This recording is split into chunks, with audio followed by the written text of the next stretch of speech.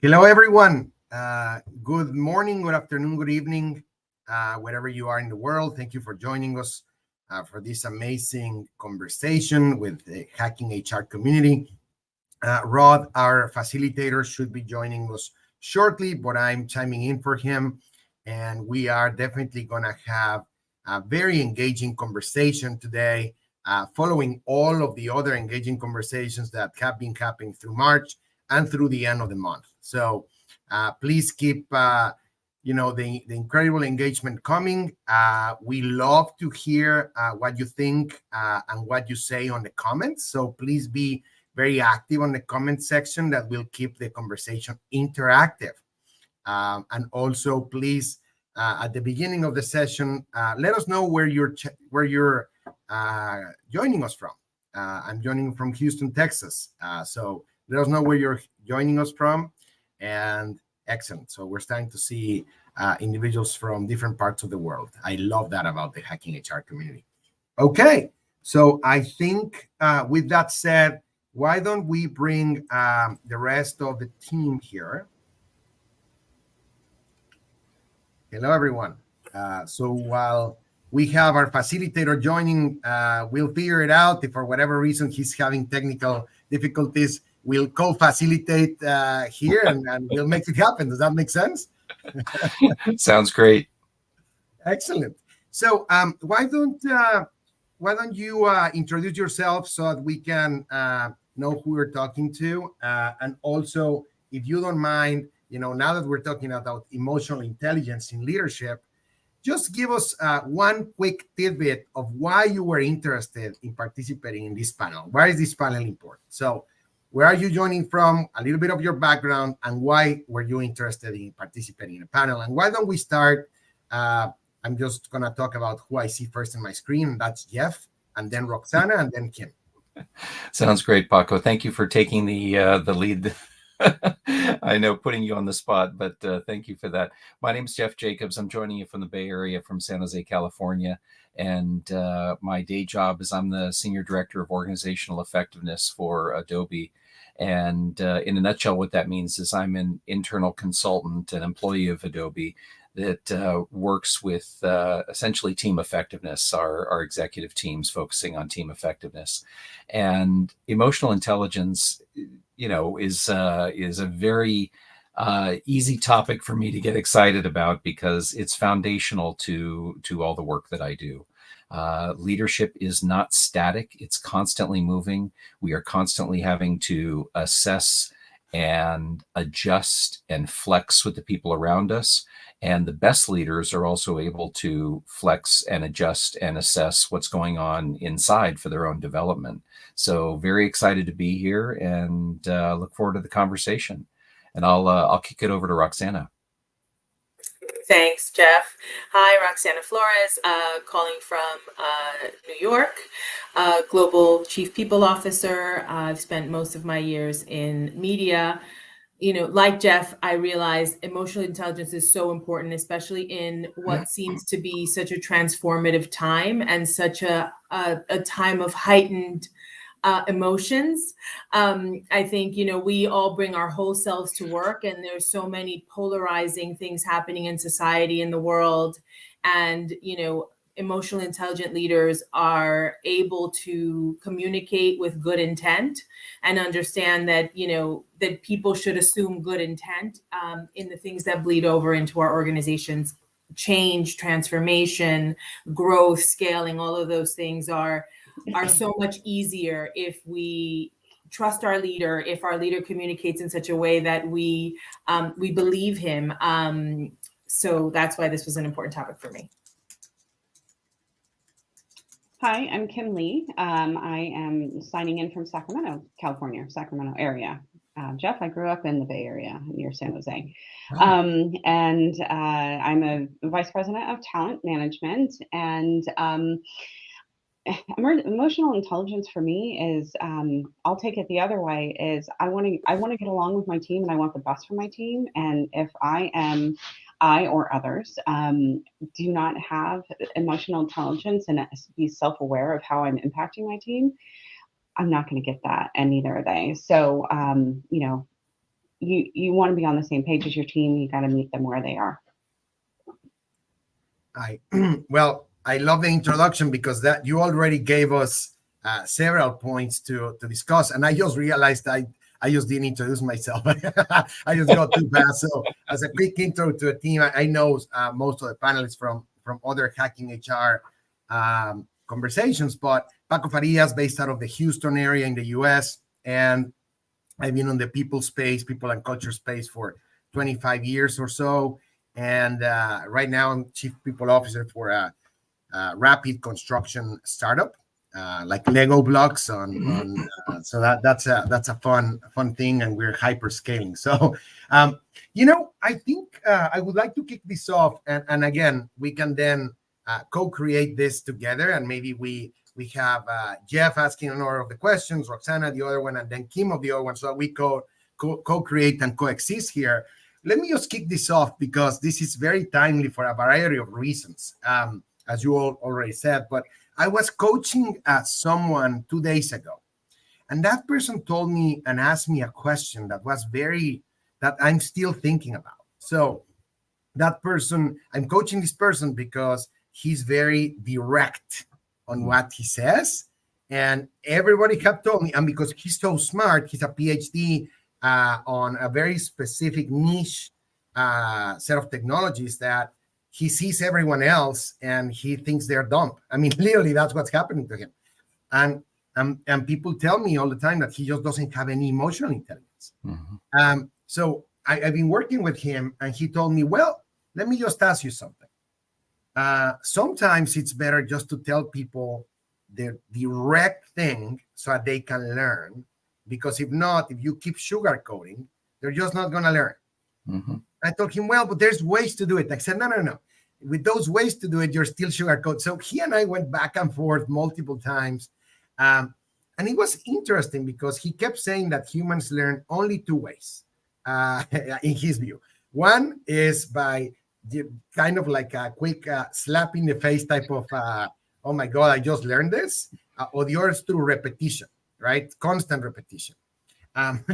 So if we factor in emotional intelligence, and as you all said, particularly now that there's a lot of active trolling in internet and senior leaders are just out there and all these things, how would you think about coaching somebody on how to balance that radical candor of just speaking what they think, but while also keeping the other individuals' emotions in check and their own emotions in check? So why don't we start there and see where this takes us? Who wants to start? So it's interesting because I've worked with a lot of highly intelligent people, data scientists, and they're, it's a left brain, right brain, and the way and that kind of communication that they can lack, not always, but they can lack sort of the sugar. I always call it sugar-coated steel. They lack the sugar in the steel.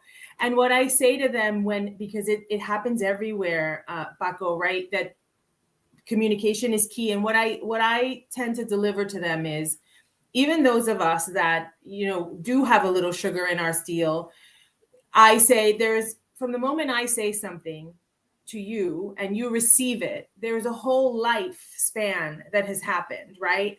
And so I can be saying something with good intent, but based on your experiences of that particular thing, I'm receiving it in another way. And what I tell them is, there's a place, no matter who you are, that's most intelligent to the most creative or whatever, where 2 people intersect. And if what you're trying to drive is change, then you need to deliver a message in a way that the person can receive it. And bashing them over the head, 9 times out of 10 is not the way that they receive it. And for them, what I've said to them is, you want a quick fix. And I'm giving you the tools for that quick fix, right? If you keep bashing them over the head, they will not respond the way you want them to. And time is money, and your time is valuable. And so let's learn the way that this person can receive it and move on.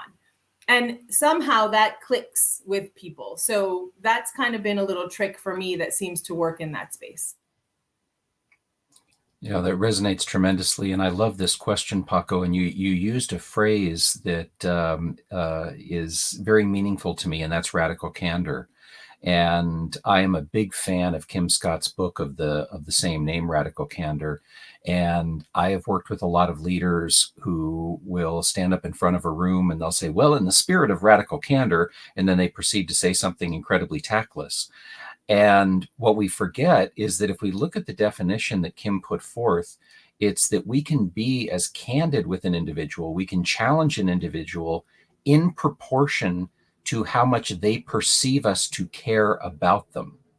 So it goes back to the old adage, I don't care what you know until I know that you care. And that sounds trite and whatnot, but it's absolutely true. And I had a very similar situation where I was working with a senior leader, and we had a very beloved leader who just wasn't getting the business results that we were after. And we moved him out and moved a new leader in, and that new leader coming in had the reputation of being a little abrasive. Well, not just a little abrasive, very abrasive. And there was definitely some organ rejection from the team. So when I met with the leader, instead of trying to convince him of anything, what I suggested is, how about I meet with your direct reports and talk to them about their needs, how things are going, initial perceptions, etc. And that's what I did. I met with 8 or 10 of his direct reports. I got the information. I summarized the feedback they had for him. And then all of a sudden, I rose in power because I had this tremendous amount of information that I could then share with him, because he had to work through his team.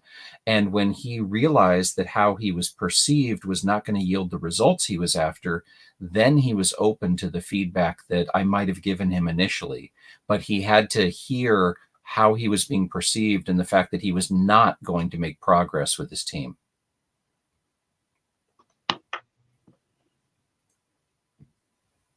I think it's really important. I've seen, I've experienced myself and seen where a change in leadership and a change in leadership style impacts the team, both positively and negatively, depending on how it comes through.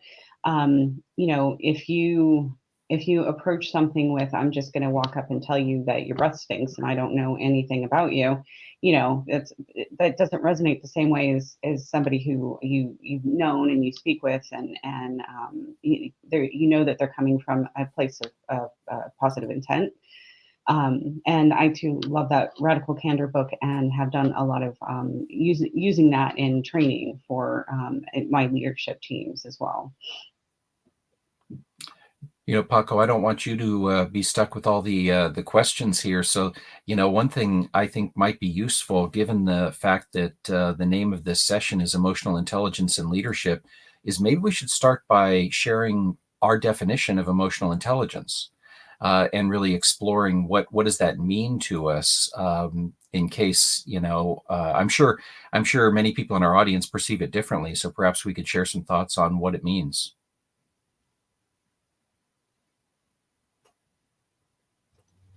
I love that. Let me just throw myself out there without fully digesting it yet, but I'm what they call a extrovert thinker. So here we go. I was reading somewhere that there are now multiple types of intelligence being discovered. So, not only IQ, not only EQ, but also musical, pattern recognition, hand-eye coordination, sports, blah, blah, blah, blah. So, I don't know. We'll see. It could be a lot, it could be less. But I think my definition is being able to get out of your own biases and perceptions and urges before saying anything and thinking on what your actions, your thoughts, and your words are going to impact the other. So it's kind of, bottom line is, I love the analogy of the fish swimming in the fishing pond. And if you can jump out of the fishing pond a little bit and just see how your swimming is going to affect the other before doing it, I think that's a good step in the right direction of being more emotionally intelligent. That's just an initial starting point. Excellent. Yeah, I think it's the ability to recognize in yourself and in others and understand and manage and express your emotions. But broader than that, I think it's, it's being self-aware. It's being socially aware, and it's being able to self-regulate your emotions in contrast with someone else. So, as I said earlier, there's so much happening outside of work that impact our workers, right? We come as we are. And if you are commenting or reacting to something without fully understanding whatever is happening outside, how it impacts me and how I show up, I think that could be problematic. So I think it's really more than just self-awareness. It's also social awareness and being able to regulate and actively consume what someone is saying in a way, not just to respond, but to understand. I agree with those. I think the first starting point is really the self-awareness, understanding your triggers, and we all have them. And there's the table group goes through a whole exercise with leadership when you have them come in, and it really starts on getting to know your peers as people and their backgrounds and what those triggers are, so you understand that, but you also better understand your own. And then how to reflect on that and how your triggers, how those behaviors and everything impacts the team and your response. Oftentimes you go into a meeting, hopefully not, but you go into the meeting, this is the intent, actively listening and really understanding what your team is or your peers or whomever you're speaking with, what they're trying to tell you, as opposed to listen to respond. I think are some really important aspects of emotional intelligence. Is just understanding your who you're speaking with, how you're speaking with them, and how you impact them. Yeah, there's been a lot of wonderful things shared and also in chat as well. And to me, foundational to everything you're talking about are two factors, and that is vulnerability and curiosity. Am I willing to acknowledge that my initial instincts may be different than the reality of what's going on here? And am I confident enough to be vulnerable? And can I be curious as opposed to allowing my biases and my judgments to take the lead? So no, that's a great foundation. So thank you for jumping in on that unprepared question. I mean, I love that, Jeff. And then maybe what we can do now, because you took me to the other side, which is I cannot coach, at least my personal philosophy is I cannot coach anybody if I don't practice what I'm coaching them on. I've tried before and it just doesn't work because your credibility is not there, because if they see you losing it while you're telling them you should do not smoke and you're smoking, like that doesn't work. But we keep doing that, right? With the rise of social media, etc. Now with everybody's an expert on everything, and so you have to do it. So now we talked a little bit about what our concept is. What I think connects us with the kickoff is, all right, now that we at least understand these tools, unfortunately, sometimes in the business context, we do have quite a few individuals that in our own view are not very self-aware, are not willing to be self-aware, and because for many different reasons, they've been successful in their career or whatever that is, they just keep doing what they're doing, and if not, they jump somewhere else. Or how do we cope with that? And we already kind of started saying that, but I would love to hear some thoughts or examples or tools for us as coaches and kind of cultural stewards.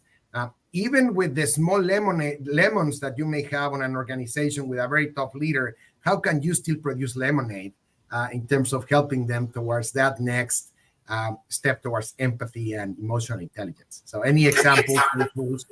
Yeah, I think. Go ahead, Kim. Well, I was going to say, I think I like kind of looking in the mirror perspective. And I think, I can't remember which of you said it, but speaking with their team or peers or giving them some of that constructive feedback. Now you have to approach that in the same manner that we're speaking to. I need to understand their triggers and have my own, self-awareness. So as I'm giving and providing feedback that is going to be touchy, that I'm approaching that in the most healthy and empathetic way as possible. So showing them what their impact is on their team, and then starting to ease them into some of the solutions or things that they can start to work on. It is baby steps, especially if you've got an executive that has they've made it this far, and they're just going to keep doing what they've been doing, and starting to say the micromanagement maybe makes you feel like you're the smartest person in the room. People don't feel the value that they're bringing. If you go into a meeting and start giving people some criticism in the midst of that meeting, but there's not any positive components as well. I don't necessarily like that Oreo cookie approach, but I think feedback and those kinds of things all need to be balanced for them to be heard and respected. Yeah, I think that's right. And I think, look, we're talking about emotional intelligence. It goes both ways. I think we have to give grace, right? We have to practice what we preach. I think first and foremost is give grace. The first time is really understand, we're all a product of our societies, and that includes every leader we've ever worked for, right? First, it's our parents or whatever the situation was for us growing up. But then it's also, I am a little bit of every leader I've ever worked, good and bad, right? And I'm good at recognizing that. And I think it's give grace, understand why those reactions, where that's coming from. Also, we need to agree as an executive team that we will not allow for these kinds of behaviors, because the truth is, I know I've seen it, and I imagine you have too. The highest revenue generator gets away with a lot, right? And I think we need to decide, collectively, we need to decide that those behaviors aren't okay. Once we understand what they are, what triggers them, try to give them the tools, and really if success is their thing, how much more successful they would be if they didn't alienate certain parts of the population, or if they were able to, similarly give grace or educate. Kim brought up the micromanager. A lot of us have risen in our career, and it's not that we want to micromanage. We come with this mentality, oh, by the time I tell you how to do it, I will have done it already 20 times, right? But it's helping people understand why it's important to bring people along and to give them the tools to teach them and to allow them the way someone allowed us. So I think it's a collective. I can't resist jumping in on that, Roxana, because really, you're talking about culture and what kind of culture do we want. And there are times where, someone inside my company or outside my company, reaches out with a challenge they may be facing. And some of what I will share with them is, is this a culture you want to be part of? And I remember years ago, I was coaching a vice president who didn't follow a communications plan and shared some information with individuals that put us at risk. And I said, Sam, name changed to Protect the Guilty. I said, Sam, let me share with you. You shared this information out of context. You shared more than you should have. And his comment to me and his subsequent action is he brought in his report card from kindergarten, and he shared it with me. And the report card said, Sam is an incredibly bright young man. He just has difficulty getting along with other people, other kids. And he said, Jeff, look, I've made it to vice president, and I'm not going to change. I mean, he was very candid about that, and he was a wonderful man, but he definitely had that challenge, and that it really speaks to your point, Roxana, about what kind of culture do we want? Are we going to allow those that achieve successful performance but alienate individuals along the way to stay around? There are some companies that have a no jerks policy, and some use even more flower or more aggressive language than that. So that really speaks to it in a big way. I fully agree on the culture thing. Having experienced a variety of cultures throughout my career, I think that as things start getting sticky or challenging on the executive level, more and more of these negative traits and behaviors come out, the micromanagement in particular, when, myself as coaching and leadership, try and remind, like, we want the best out of our team. We want we want high performing teams, and this is kind of the path to get there. And I think, Roxana, you were saying that as well, is that you want to do this, but don't do that, because all of your good performers are going to back away. They're not going to feel valued. They're either going to leave the company, or they're just going to disengage, and that's certainly not what you want in challenging times. Before we go on, I just want to acknowledge that we've been talking about a variety of different books. And I just want to reiterate some of the books we've been talking about for our readers out there. I see David has posted Dialogue in the Art of Thinking Together as one suggestion. We talked about Radical Candor by Kim Scott. Of course, the title of our session, Emotional Intelligence, Daniel Goleman has written so many wonderful books on that front. There's also Nonviolent Communication, I think is a very powerful book on that relates to this topic. So I just wanted to capture some of those for our listeners in case they're interested in reading more. Can we go to vulnerability mode for a second? Bring it on. All right. So can we share one situation where we were not very emotionally intelligent ourselves? And what did we learn from that? And I can start. Let me start. I want to, I'm not going to put you in the fire without me being the first throwing myself into the fire. So I remember vividly, it was probably 10 years ago, no more, 14 years ago, I was managing a very big health insurance policy for a large company, for a country, and in Mexico. And the vendor had this continuous lack of just execution. And I was, I think I have emotional intelligence. I think I can be very accommodating, but they just got up to my nerves. And I just went into email road rage. And I literally just sent a very nasty gram. I'll be honest. I just sent it and, click send. After I sent it, I felt terrible.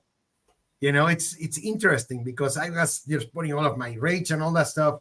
I sent it, and then I took a walk, and I came back. I reread it. I was like, should I have done that? Or I just kept thinking, yes, it triggered my expected reaction, but not the way I wanted it. So what I did, I talked to a friend of mine at work, and I told him, you know what? I think I was pretty, I did not insult anybody, but close. You know what I mean? You can do certain word choices that are not very, very good. So what I did is I remediated, or I called the person or the persons that I sent the email to and said, look, I experienced email road rage. Thank you for doing what you said you were going to do. But let me tell you that you triggered me. You know that I tend to be a very nice person, but you got to that specific point of lack of execution that I just couldn't do it anymore. So please be more effective in your communication. If you're not going to do something, do that. And what do you think? Are you okay? Blah, blah, blah. So I did ask for forgiveness. I said, hey, I'm sorry. I shouldn't have done it. And they said, you know what? I really appreciate you calling me. And it's interesting because they said, I did not know how to react outside of just the work stuff. I thought that our relationship was just gone. So thank you for initiating that. And I just learned a lot through that. So that's just one learning from my side. We'd love to hear from you. I'm happy to jump in. My challenge, Paco, is not coming up with an item, but choosing which of the many items to share because there are so many. I remember, subtle examples of driving to lunch with a coworker and the coworker sharing something that was frustrating to them, and me being lost in my own thoughts, and her calling me out on it and saying, Jeff, you're not listening to me right now, and just being present and empathetic to her needs. I remember my first management engagement, in which it was more important to me that everyone like one another than for us to provide each other candid feedback. And it created an incredibly passive aggressive environment in which, we performed well, but I had ulcers at the end of the day, and it was just a terrible experience. And I felt like I couldn't, be successful at that point. And I was pointing fingers at others, which brings me to probably the ultimate irony, is that, I've been in HR for almost 35 years. And I realized that after preaching the wonders of a growth mindset and being open to feedback, that I typically responded to feedback in a defensive posture, that I wanted to explain to people, well, you don't understand. I behaved that way because of X, Y, and Z. And you don't understand, and you don't understand. And my big fear that I was even unaware of is that if I accepted the feedback, it would stick to my brand and forever follow me. And that if I was able to sidestep it, that I'd be more successful. And it was only much later in my career that I realized that the judgment is not on whether or not you do anything wrong, but it's whether you learn from it, whether or not you can take that feedback and then change, which is a lot easier than trying to defend against it. So I have so many examples of struggle. I can share one. Go ahead, Roxanne. It's so funny that you said that, Jeff, about people talking, everyone to like each other. I had a different problem, and it's everyone liking me, right? Mm-hmm. I started in my career, and I wanted everyone to like me. And so I was incredibly agreeable, even when it didn't make sense to agree. And so, it was vulnerable in the opposite way, right? I didn't want to be vulnerable. I didn't want people to think I was a contrarian or didn't agree with what they said. And I remember when I was first promoted into a managerial role, one of the things that people did was get a 360. And this was not the 360 as a weapon, but a 360 as growth. And my coach, of course, again, I was just stepping into a managerial role. The 360 was beautiful. I was so proud of it. I was like, everybody loves me. This is so amazing. And my coach actually said, are you really impressed with that? Are you impressed with that everybody really likes you? And he said, in your role, in your capacity, sometimes you have to have difficult conversations, and it could put at risk that at that moment, someone might not like what you said. I said, but at the end of the day, it's about respecting that you're actually putting yourself in a position to have them think about what they're doing.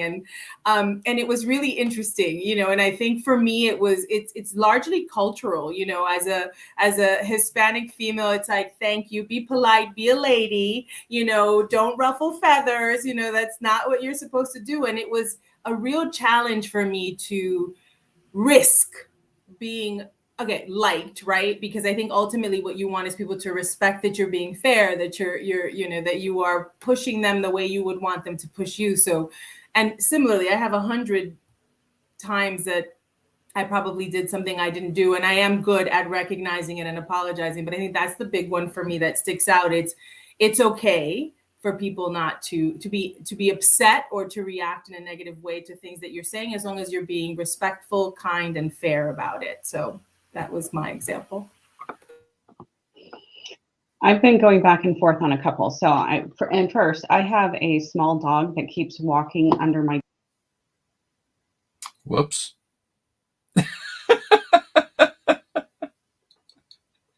I wonder if Kim just got unplugged by her dog. Yes, I'm sure she'll pop back on. So funny, the working from home, my dog, as long as he's sitting next to me, he's fine. So he literally has a chair next to me and is just sitting there. If I put him anyplace else, he'd be trying to get my attention. I love it. Well, until Kim comes back, Paco, I noticed that we have a question from Joan in the chat. how do HR practitioners address the potential for conflict between emotionally intelligent leadership and organizational cultures that may prioritize other things like efficiency, competitiveness, or other values that may not align with the principles that we discussed of empathy, collaboration, and emotional awareness? I think that's a fantastic question, and we run So into it good. all the time.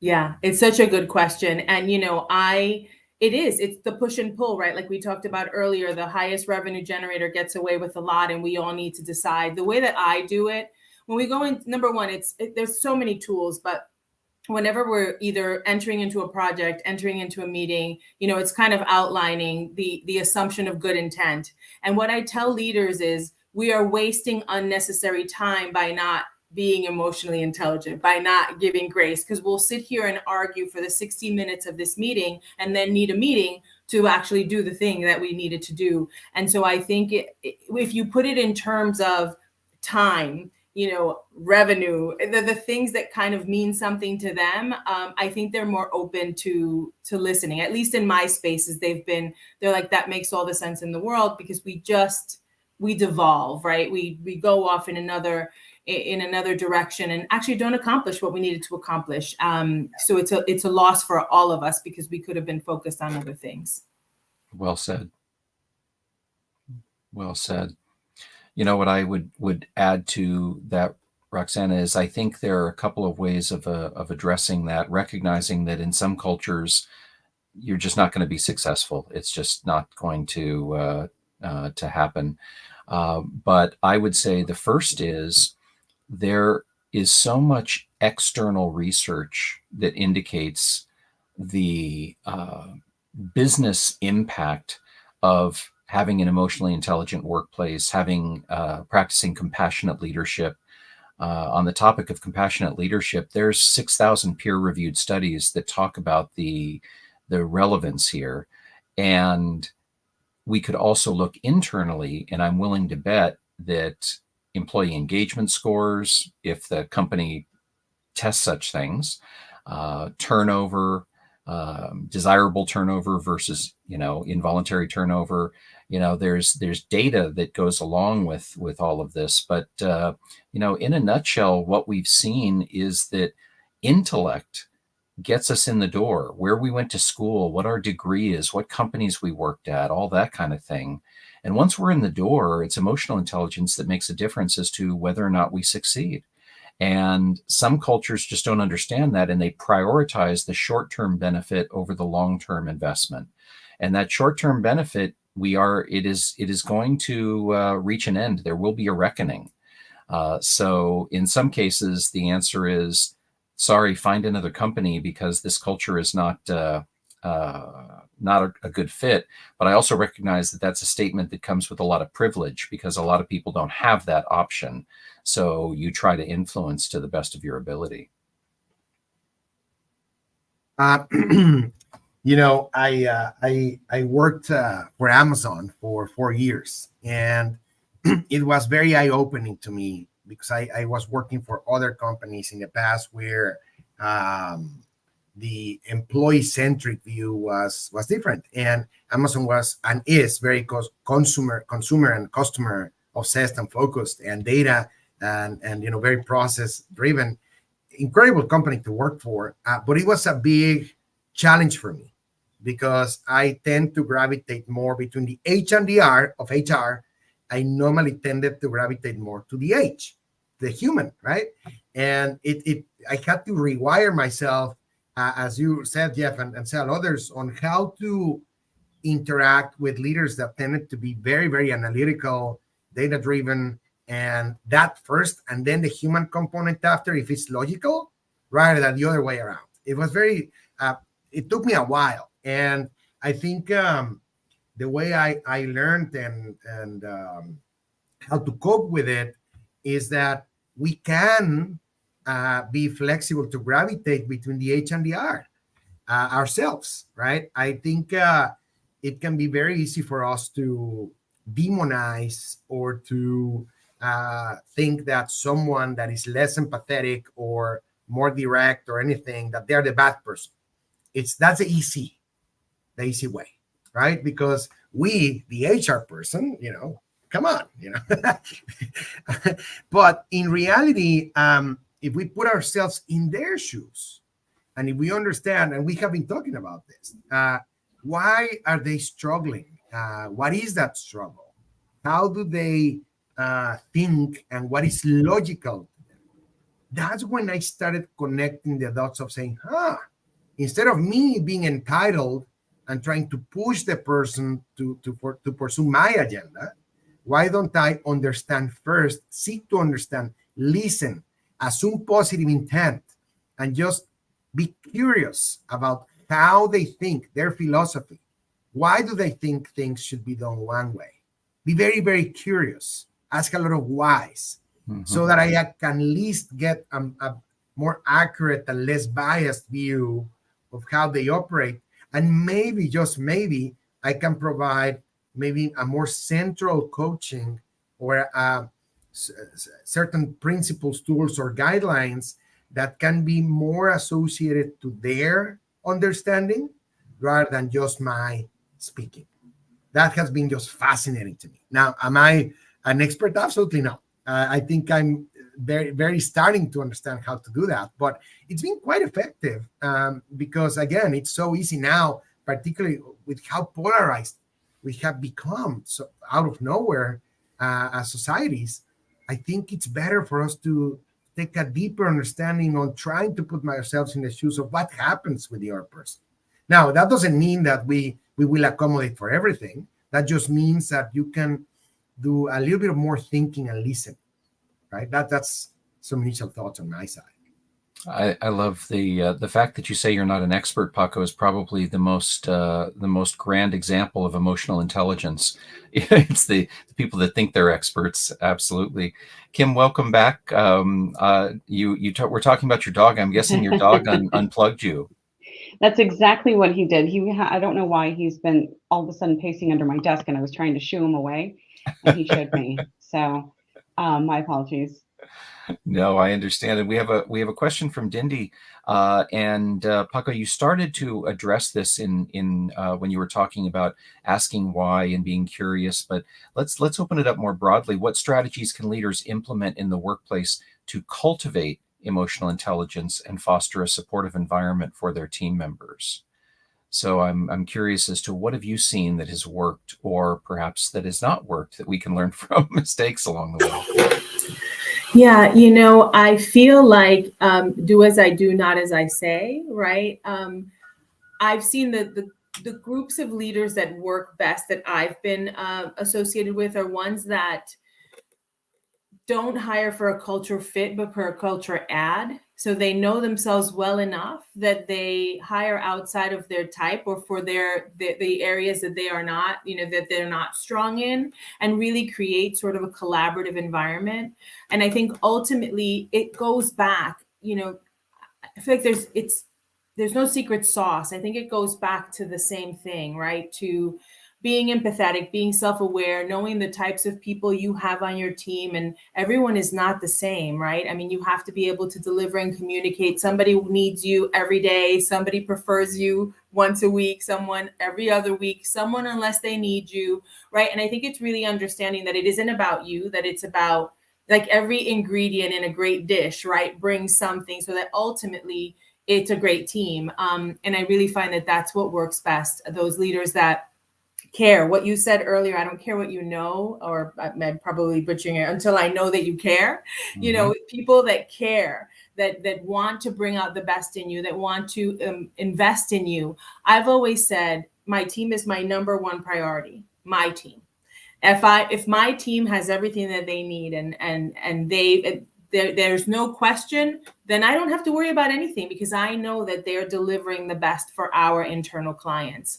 And I think people that lead that way tend to have a better result in terms of how people operate in the organization. Excellent. Thank you, Roxana. From my standpoint, a lot of this starts with company values. And most companies have values, but then the question is, are they hanging on your wall, or are they practiced in your meeting rooms?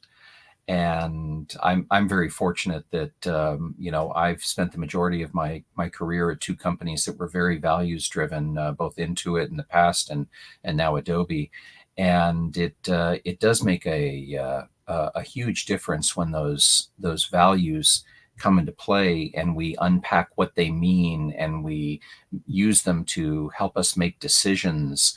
And it really, influences what kind of environment do we want to cultivate.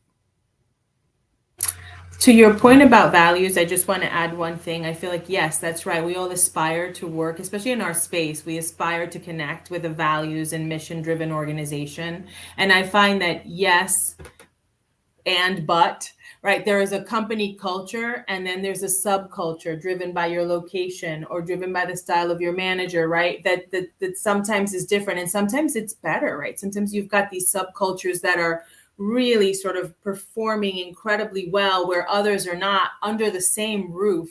And I think it's where we as individual leaders can manage against those or visions, the vision and the mission, but really create a safe environment for people to really be productive, because I've had wonderful companies, but every team was not created equal.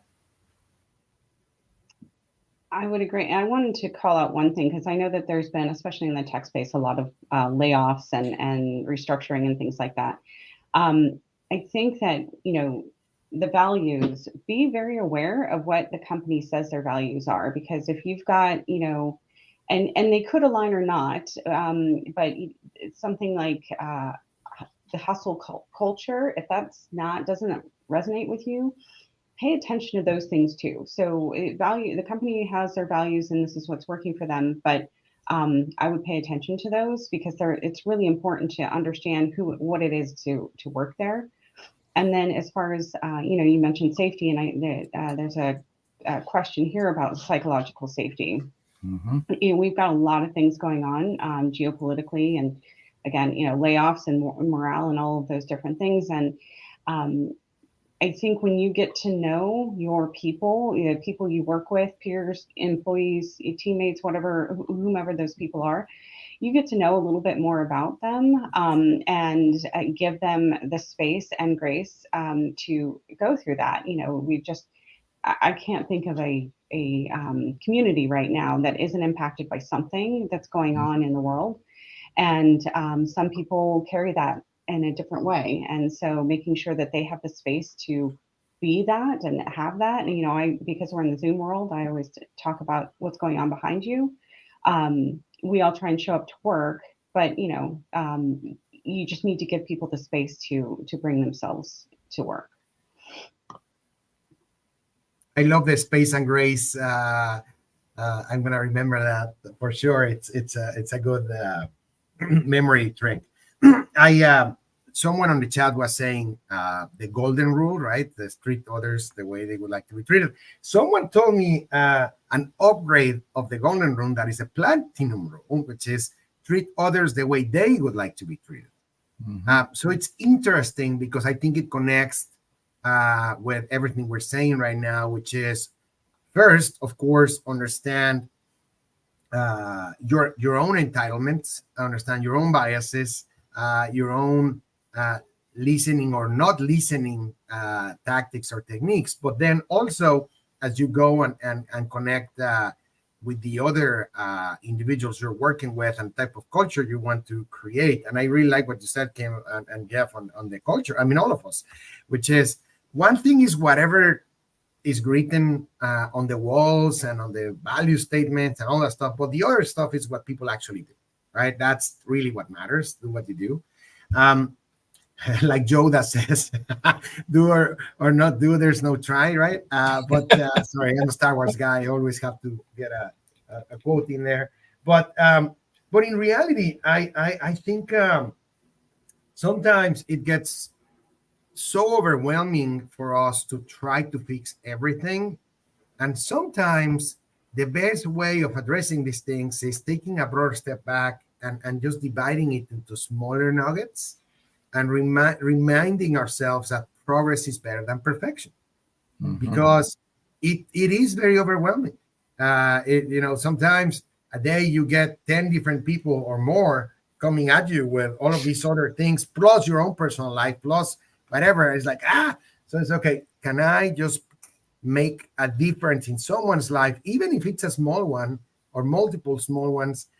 When it gets it gets a compounded effect. So I would say for yourselves and also for other leaders as you coach them, you can also use that. I that has been one of my favorite techniques, which is, even to create psychological safety or whatever that is try to also grant them a little bit of grace, as you said, Kim, of saying, hey, I understand. Don't try to do everything today. Just do something, one thing, and then tomorrow we'll revisit, right? Kim, you were very articulate and tactful in talking about the state of the world right now, which, globally, politically, economically, and I go back to the question that David poses about psychological safety that you addressed as well. And I think part of the challenge is that not only is psychological safety an issue in the workplace, it's an issue everywhere in our life, that we're just not feeling safe and secure all over the place. I'm reminded of Pat Lencioni's 5 dysfunctions of a team. And for those of you who aren't familiar with it, it's kind of a hybrid of Maslow's hierarchy of needs, where before we can achieve self-actualization in our life, we have to make sure that we have food, water, and a place to sleep at night. And the foundation of food, water, and a place to sleep in the work world is psychological safety. And I'm a big fan of defining terms, because I think we frequently will say, we need to have a safe environment, we need to do, and people will nod, but what does that really mean? So when I'm in sessions and I ask people, what does safety look like to you? What does trust and safety look like with your coworkers? Well, it means that they have my back. It means that we can be candid with each other. Okay, well, we're getting to feedback. We can say what's on our mind. And when we drill into psychological safety, what I start to see is compassion and ultimately inclusion, issues of inclusion, diversity, equity, and inclusion.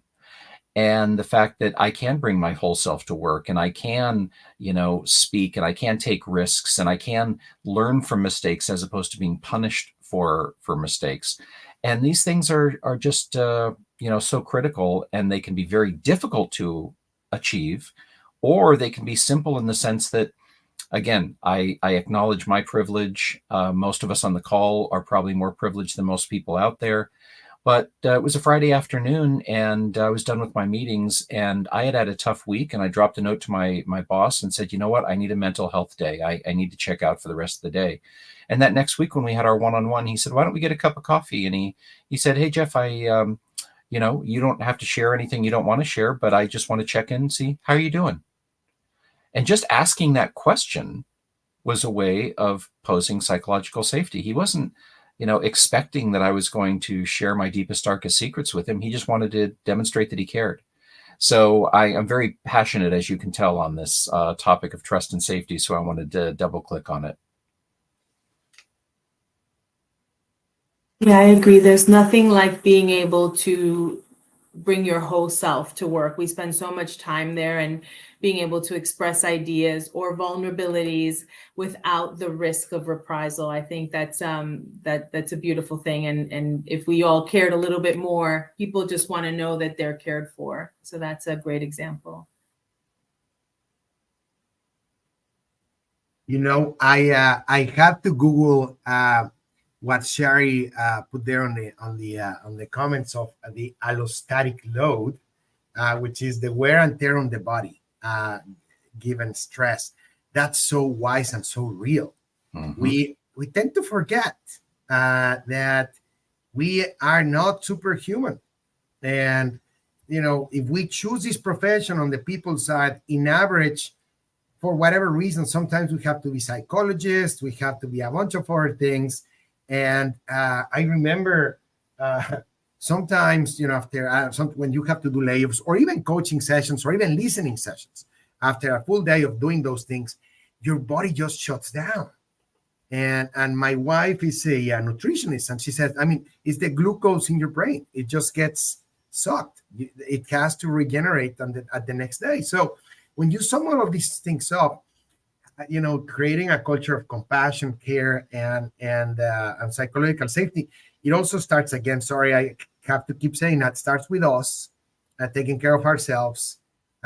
Because I will always use the analogy of the airplane. If you don't get the mask on yourself first, you're gonna create bad health stuff for yourself. I unfortunately have experienced it myself and seen it in others as well. So hopefully it allows you to be kinder to yourself and ask for help when you have to. But also if you can then project that to the others on that culture of more kindness and just a little bit of more empathy, it can start to create more psychological safety. It's difficult and it takes time, but you can. And yeah, this is the eternal optimist in me. And one of my favorite movies is the Power of One. But it says a drop of water is the beginning of a cascade or a waterfall, right? So we can be that drop of water sometimes, I love what you're saying, Paco.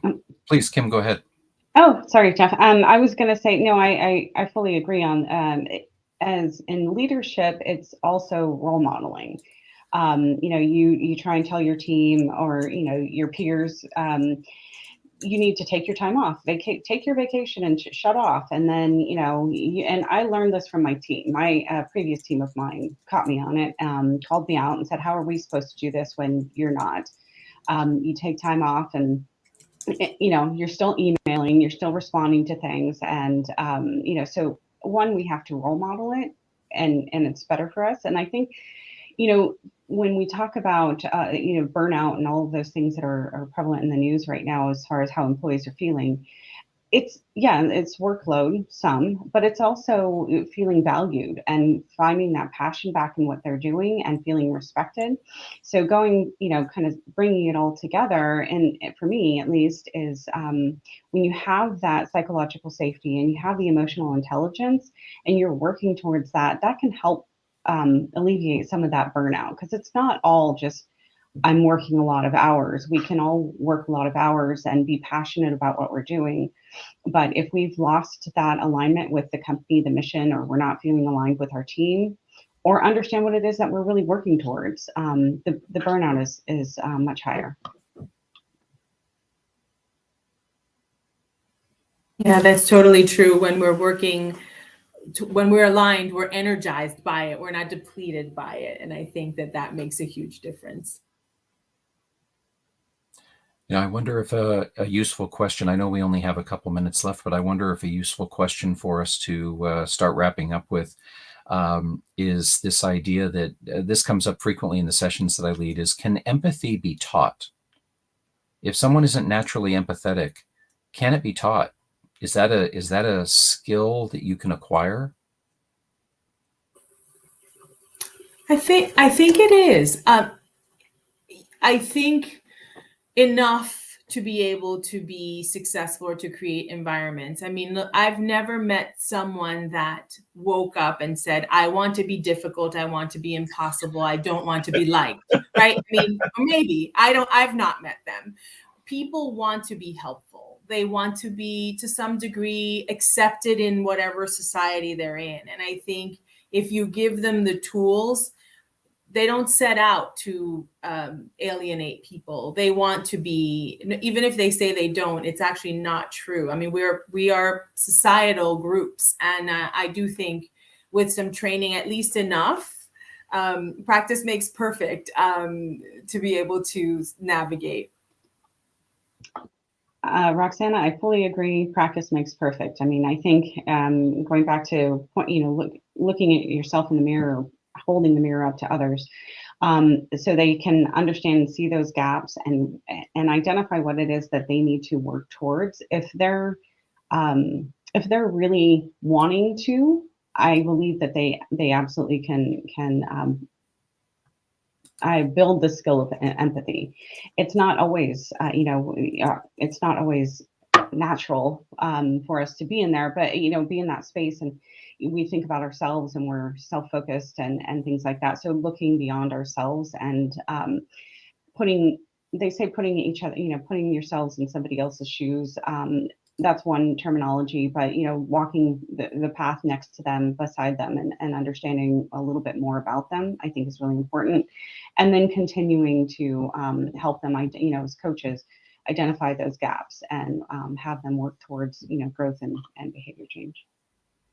Yeah, I would just say meet people where they are, understand why they may not be empathetic as you would like to, ask the right questions, be curious, and then maybe magic can happen.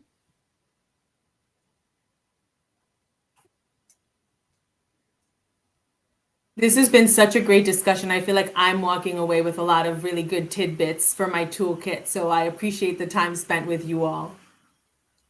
Absolutely. And go team. We just, we went with it. We just pivoted and knocked it out of the park. That's it. Yes, and I really appreciated also the chat. I mean, I learned so many things from the chat. So thank you all for the audience. This was probably one of the most, if not the most engaging session I've had on Hacking HR with the audience. So that was awesome. We learned a lot from you all. Thank you so much. Thank you all. Have a good day. Thank you. Take care. Thanks. Bye.